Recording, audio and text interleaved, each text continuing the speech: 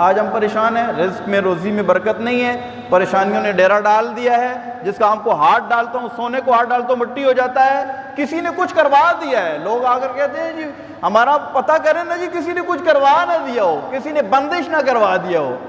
मैं कहता हूँ कि अगर तेरी माँ और बाप जिंदा है और तू उन्हें सच्चे दिल से राज़ी करता है तो दुनिया जहान की बंदिशें उनके सामने कुछ भी नहीं है। हज़रत बाज़ बिस्तामी रहमतुल्लाह तआला अलैह ये बहुत बड़े अल्लाह के वली हो गुजरे हैं।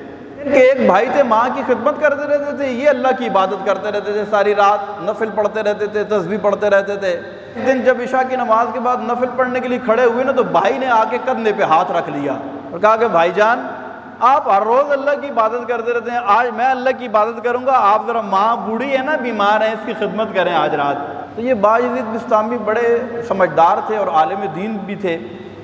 उन्होंने कहा ठीक है मैं आज माँ की खिदमत करूँगा।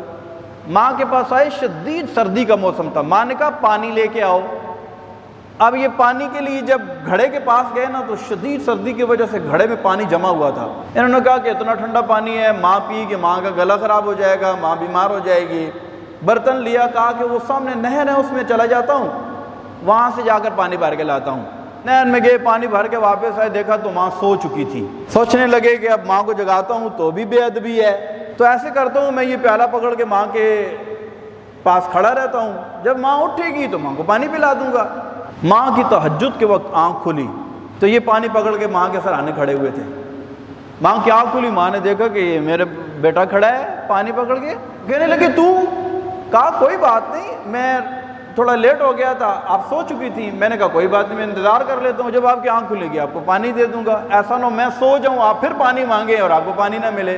तो माँ ने दुआ के लिए हाथ उठा दिए, दुआ की, ए अल्लाह ये मेरा बेटा है, मैं इससे राज़ी हो चुकी हूँ, तू भी इससे राज़ी हो जा।